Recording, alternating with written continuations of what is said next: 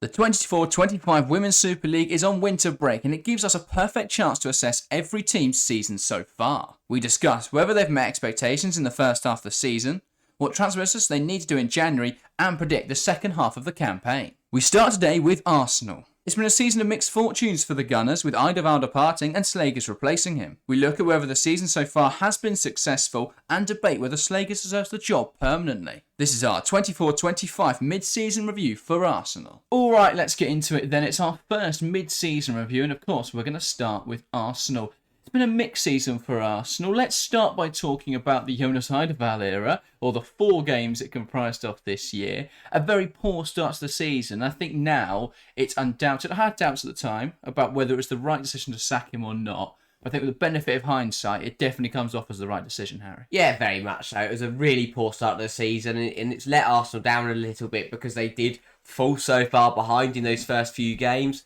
They didn't look very good. They dropped points to 3 times in there, and it was just, for me, it'll be a shame because they were already on the back foot after so quickly. Like, we were just starting the season, and then they were already behind, the other teams the other top teams in the league, and that will be frustrating for Arsenal. It really was not a good start.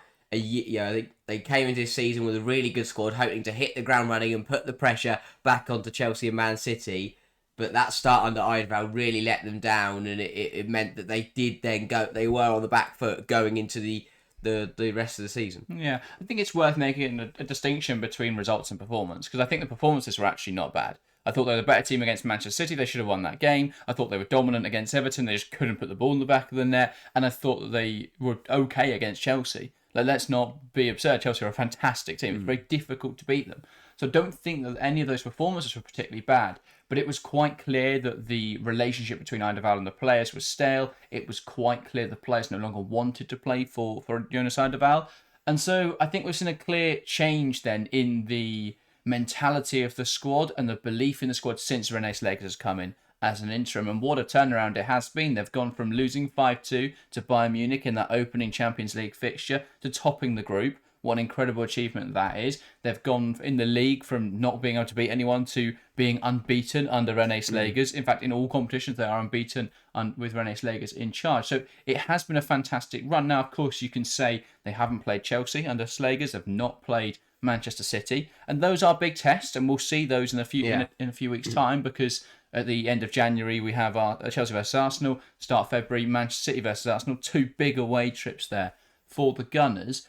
But there are definitely some signs to be hopeful, I think, for Arsenal fans. A lot's going to depend on the Champions League draw. That could be really difficult, could be quite nice. It depends who they get. I mean, to be fair, there's not really any nice ties in the Champions League. And so they've done well on the Slegers. The question here is, have Arsenal met expectations? Because last season they were 3rd in the league. They're 3rd in the league now. When you look at the summer they had, signing Mariona Caldente, which was a bit of a problem area for them, and what a fantastic addition that was. Yeah. Bringing in Daphne van Domselaar, another problem area dealt with there. Would there have been an expectation, maybe not in terms of position, because I still think 3rd is respectable, but to be 7 points off Chelsea at this stage, is there an expectation that would have been higher at the start of the season? I think it's a really tough one, because I think, yeah, you're right. Obviously, they've gone into the season hoping to challenge for the title and be up there, and the 7 points off is quite something. But for me, with the season they've had, with the start of the season they had, where they're already on the back foot, to then the way they've recovered it, I think for me is very impressive, and they'll be very happy with that. And it's very hard to judge, because you say they're 7 points off Chelsea, but they're only 1 off Man City. Suddenly, if we get back to the winter break, if Arsenal win their first game back and City drop points in the Manchester derby, suddenly Arsenal are 2nd in the league. Yeah. And I think that would have been above expectations of what they'd have gone into the season for. Not being harsh, I don't think Arsenal would have expected to leapfrog City or Chelsea going into this campaign, because those 2 sides look so good. So for Arsenal, they could potentially end January a good few points clear of Manchester City, and only 3-4 points off Chelsea. That's very interesting. But where they're sat now, 3rd in the league, only 1 point off 2nd, still in all 4 competitions, top the group in the Champions League, I think they'll be very happy with that season. When you start comparing it to last season, it's much better, because A, they got to the Champions League, and B, they've topped the group. But for me, the form they're on, the run they're on. They're playing some really nice football, and I think they'll be happy. I think they're matching expectations. They're not exceeding them, because if they're exceeding them, they'd be winning. They'd be top of the league and absolutely flying. But for me, they're still on par with what they're set out to do this season, which is a credit to Renee Slegers, because they were below expectations when at the point of Eidevall's sacking, and Slegers has done well to get them back into contention and put them back where they belong. Big second half of the season. They've got to maintain that level so they can meet those expectations. Yeah, I still think Arsenal have a few things to prove for me. I think they've been very consistent with their games against lower half of the table teams, obviously taking away that result against Everton, but that was under Jonas Eidevall. But what Arsenal haven't shown this season is that they can beat the big teams. Because I don't really count Bayern in that final Champions League match day. Bayern were already through, and that game was really weird. Yeah. You know, the wind had a huge impact. The goals that were scored at both ends were really bizarre. I think that's a bit of an extraneous variable there. But when you look at the City game this season, the Chelsea game, the Manchester United game, while the performances may have merited results in some of those fixtures, the simple fact is they haven't got results in those games. And so I still question, how close are they to compete for the title? What do they need? And so I think when we're looking at this January window, as we're going to in a moment, the big question is, what are Arsenal looking to achieve this season? Because if it is to go and compete for titles, because they are still in the Champions League knockouts, they are still in contention for the league, there's no reason why that couldn't be what they push for. Or do they consolidate what they've got so far and look towards the summer? And we'll get into that in a moment. First, I want to talk about Renee Slegers as a permanent. Do you think that she's done enough to deserve that on a permanent basis? Do you think she'll see out the season? Where do you think we're going now, Harry? I mean, firstly, 100%, Slegers has done enough. She's won every single game, including a game. Bar one. But yeah. Manchester United. Mark Skinner's too good. Yeah, and they were the better side for 85 minutes there, and then Melby Mallard scored from a corner. And they drew the game somehow. But very, very impressive from Slegers, and yes, she's done enough for me to prove that she deserves the job. I think where the manager market isn't incredible in terms of, I don't look around and go, oh, there's some brilliant options around, especially with the manager merry-go-round that has kind of kicked off in the WSL with Eidevall going places and Angel City sacking the manager and all that stuff. But so you're losing out on options there, because all the managers are kind of just trading each other over in America, and even the best options, Arsenal are going to struggle to find, to be honest. So with Slegers, you've got a pre-made replacement. She's done brilliantly. I don't think you can argue against keeping her in the role until at least the end of the season. Yeah. Whether they make her permanent and decide to stick with her, we'll have to wait and see. But for me, she'll see out the season. I don't see any reason why Arsenal would decide just to to kind of reshuffle at this point. As you said, they're competitive in 4 tournaments. They've got a chance of winning multiple trophies this season. I think it would be the wrong decision to go and mix that all about by bringing in a new manager who wants to play a different way and wants to play different players. So for Slegers, I think she'll feel like she deserves it. She could have, apart from the Man United game, there's nothing that she could have done better, and that is an incredible fact for her to have. So for me, Slegers has got to keep it.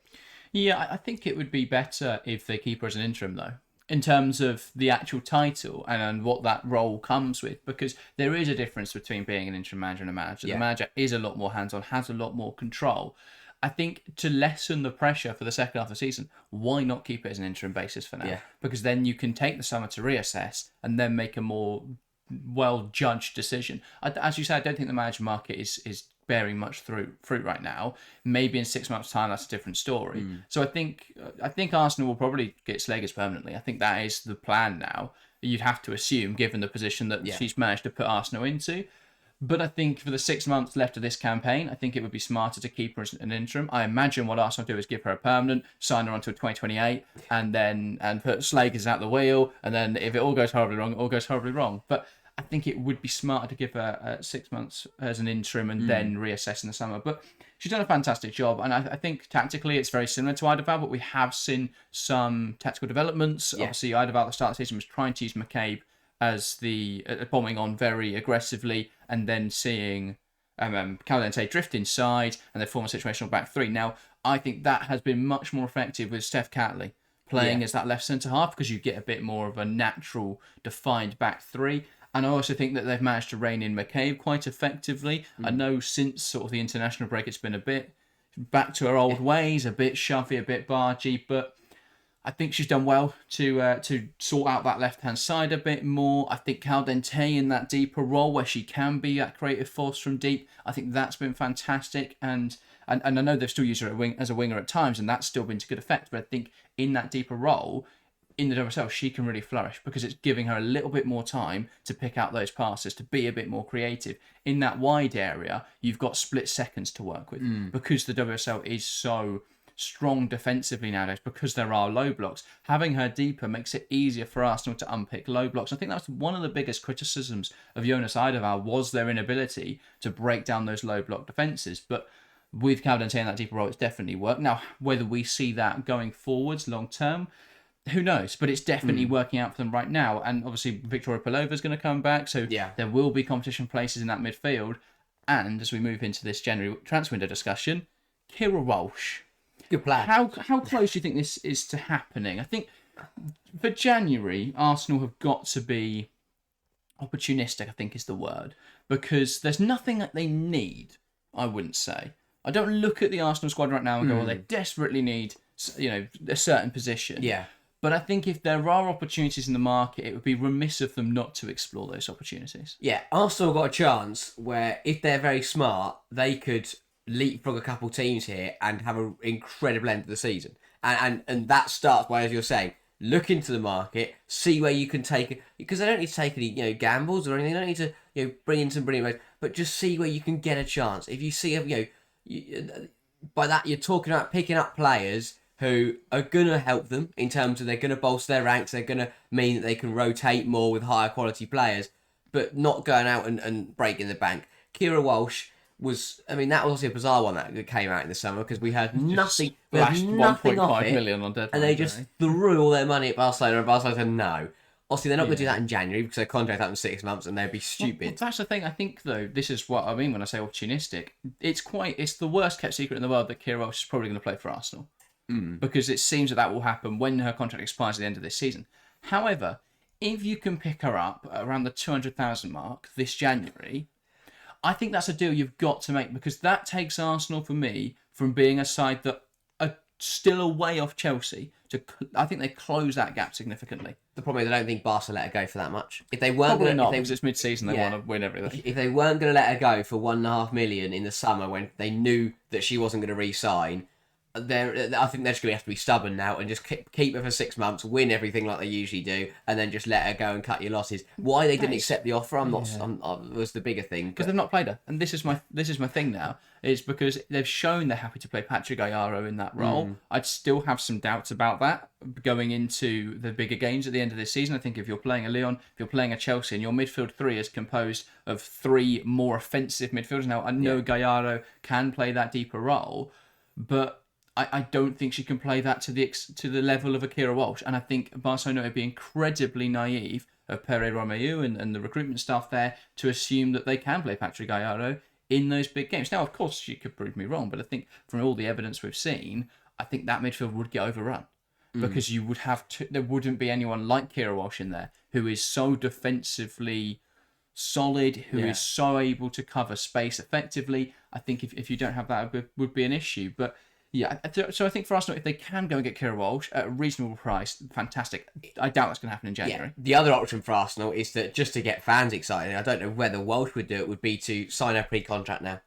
And if you can get, once we turn over into the new year, if you can get Kira Walsh to agree to a contract and do a pre-contract agreement and then announce that, fans would go berserk. They'd love it. They'd already be buying Kira Walsh shirts. I think the problem is they won't announce that until either Arsenal or Barcelona are out of Europe. Because I think while there's still a chance they play each other, that creates a huge. Well, you just stick it in their own net, ending the game. Runs off, strips the Barcelona shot off. There's an Arsenal shot underneath. She grabs the badge, runs into the home end. But yeah, so obviously there would be a conflict there. So I can't see that happening just yet. But I think March time, if Arsenal or Barcelona are to get knocked out, fingers crossed it's Barcelona. Then by some miracle, indeed, and then maybe we'll see that announced early, and that could be a really exciting announcement. And let's talk other opportunities. Then Chloe Kelly, obviously another player that's available for free this summer. Manchester City, though, have not played her this season. Is that a deal Arsenal should be looking at, or is that an unnecessary addition? How much of it, basically, how much does that improve Arsenal's squad? Because it's not a ceiling-raising signing, No. but does it help the floor compete with some of the other teams? It does. Now, I have positives and negatives for this, and I think in the short term, it would be brilliant. They bring her in now, and for probably the last part of this season, potentially into next season, she's a brilliant rotation option, which means she can come in and play those, share the minutes with Beth Mead on that right hand side, and for, as you say, when they rotate in things like the FA Cup, when they switch it up for the Champions League or the when they play the lower teams in the WSL, they're better rotation options, which mean they've got better chance to win the game, and it means you can rest your better players, more considerably. Yeah. The thing that I think would concern Arsenal fans and just people, everyone at Arsenal, would be that it does block the likes of Godfrey and Leah coming through, and when it's one of those where they have to judge how long is it going to take for Godfrey and Leah to be up to first team standard. For me, if it's it's a really difficult one, because that you don't want to block players coming through because they are two very, very good talents, but if they're not going to be ready... Vivian Leah seems a generational talent. I think what I will say, though, is that Beth Mead now is 29. Frankly, she's not going to be playing forever, and I know Arsenal fans won't want to hear this, but I don't think Beth Mead has been at the top level of her game. And so I think giving some competition, bringing someone like Chloe Kelly in, may just relight that fire under Beth Mead. Yeah. May just ignite the spark they're looking for from Mead.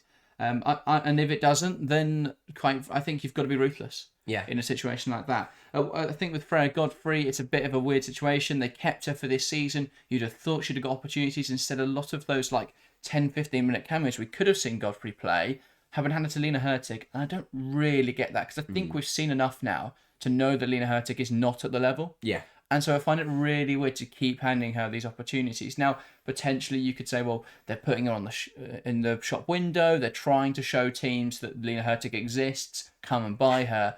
But I think giving those opportunities, giving those minutes, even if they're not meaningful in terms of development, they will be in terms of showing Godfrey that she's important. Yeah. I think giving those minutes to her, or even to Vivian Leah, would have made more sense. I think they probably will give minutes to players like that if they are in a position where they're not particularly competitive at the end of the season, which they'll hope they're not. But if the WSL is over and they're knocked out of the Champions League and the Cups, then why not give some other players an opportunity? I can't remember who Arsenal were drawn in the FA Cup. Is it another...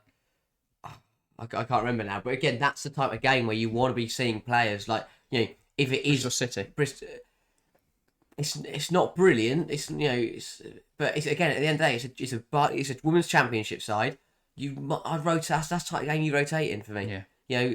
The problem is obviously it's the first game. But I think Arsenal can rotate without it being heavy rotation. I'm not expecting to see the second side rolled out. But players like Weinroffer would be expecting to come in, I think, for that game. You'd be expecting Leah Cadena to get an opportunity. You'd expect Ruben Moy because she's not played an awful lot of football recently. So I think that is the rotation we're talking about. That's exactly, and that's the reason why we would we'd suggest Chloe Kelly, because she's not like you rotate. It's a second string side that it's full of youngsters. Kelly will be that player where you rotate. You still want to win the game pretty comfortably and look really good, but it's not. You give a chance for Beth Mead to have a rest out, and you'd rather bring it. And I think when you can look at it, Kelly's better than Hurtig. I know Hurtig usually plays on the left hand side, but.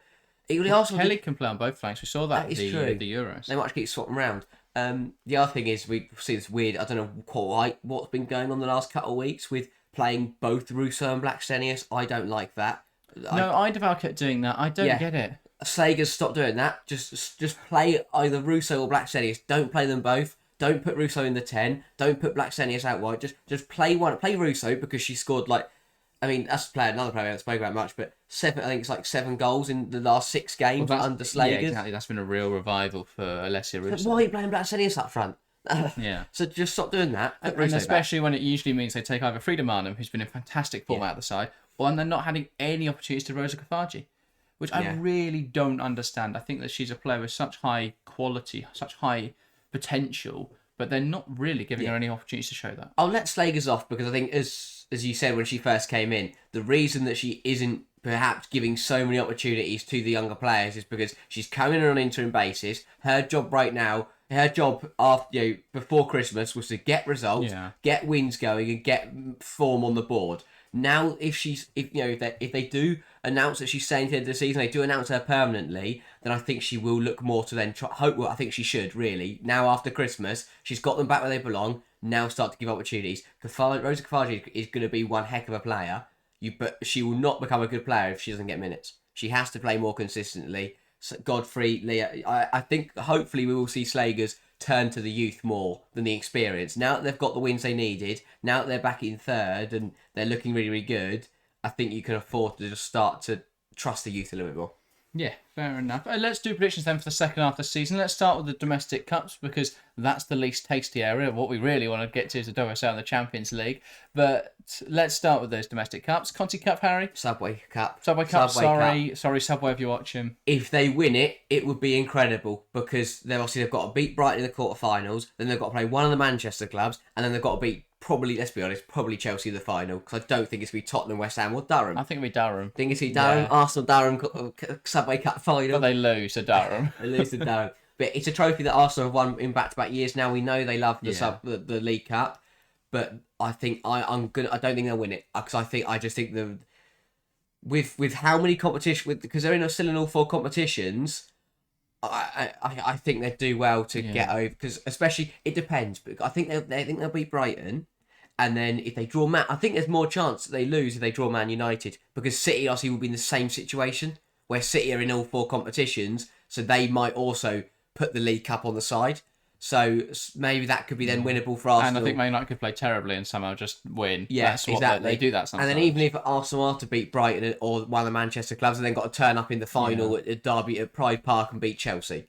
Yeah, which seems very difficult to do right now. It's quite difficult sometimes. Yeah, I think it'll probably be semi-finals in both cups, if that would be my prediction, because I haven't seen proof yet from Arsenal that they can beat Chelsea, City, United. So unless those sides get knocked out earlier in the competition, I just don't see Arsenal winning trophies this year. And while you could see that as a downgrade from last season, I think that they've been better in the league this year. I think they've been better in the champ. Obviously, they've been to the Champions League, which is a step up. For me, the position they're in, as I said earlier, they find themselves in a position where they've got a real chance to do something good this season. But that doesn't necessarily mean winning a trophy. Now, some people say, because obviously last season didn't reach the Champions League, finished third in the league, and won the League Cup. But if this season, if they finish second in the league, get to the semi-finals of the Champions League, but don't win a trophy, I think you can argue that's a better season. Because I think last 4 in the Champions League is potentially a slightly bigger achievement than winning the League Cup. And that is because, for me, to be in the last 4 of the Champions League, that means that one of Chelsea, Lyon, Barcelona or Wolfsburg is out. But yeah, that's true. I would say, though, I think that, for me, trophies will always you'd rather win outrank just wins. My point is... But the prestige of getting to the Champions League finals would be big. At WSL, where do we expect Arsenal to finish? I think... Oh, wow. I think they're second best. I really do. But I think City, with the injuries, if they don't reinforce in January, I think City are in a bit of trouble. And obviously we'll talk about that in a few days' time. But yeah, for me, if City don't reinforce in January, Arsenal have got a huge opportunity to leapfrog them. And then suddenly... That's great advertising for our video next week. That is very good. Whenever review. That is, like 6 days, something like that. Yeah, I have a Sunday or Monday. I can't do the maths now. But yeah, I think for me, they'll be third, and not because City will be second, but because Mark Skinner. Wow. I think United are playing really well at the moment. And I think if they can bolster their side in January in any way, shape or form, I think they'll be a really strong team. And I think the fact they don't have European football to contend with, there's less rotation, less risk of injury. I think City, they're going to have about 5 players left at the end of this season unless they sign big in January because they've been hit hard by injuries, but also they just don't buy backups. And so then are left surprised that they don't have any players. Yeah, and you have to give, I think, but also I know we spoke about the Arsenal drawing to United earlier, but Man United, I think, to be fair, you have to give Arsenal a little bit of credit. They went away to Manchester United, scored a goal against a United defence that's only conceded 5 other goals in this whole season. 3, I think. 3 is absolutely ridiculous. And lead that team for 85 minutes. Yes, they should have won the game, but That's not bad. Like, I'm guessing you draw to No, but United. they had so many gilt Oh, edge they should, opportunities they yeah. missed. That was when Russo wasn't in form. Now, absolutely flying. Yeah. And Arsenal are flying for the likes. And I think Arsenal could really put together a strong campaign. And, who knows? If they come out of it with Champions League semi-finals, second in the league, and one of the cups, that is a phenomenal season. And it would owe a lot to Renee Slegers for the work that she's done. Yeah. And then she'd also get the permanent job if she did all that. Well, probably. If she didn't, she'd be robbed. Yeah, I think that's very true. Unless, of course, some huge opportunity becomes available on the market. But Unless Emma Hayes is available. well, that is true. It's difficult to see anything like that. But yeah, I think that basically sums up everything for this video. This is the first of 12-part series. We're going to be looking at every WSL club, so look out for the next 11 days of content, and then we're into the FA Cup after that. So very exciting times. If you haven't checked out our videos from last week, go ahead and do so. We spoke about Chloe Kelly last Monday. On Friday, we spoke about... We rated every club season so far and ranked them. And then on Sunday, we did one transfer every club should make. Yeah. Got there in the end. That, though, is everything from us today. Go check out all of those. There'll be something on screen now for you to watch. That is everything from us today. Thank you guys very, very much for watching, and we'll see you next time. See ya.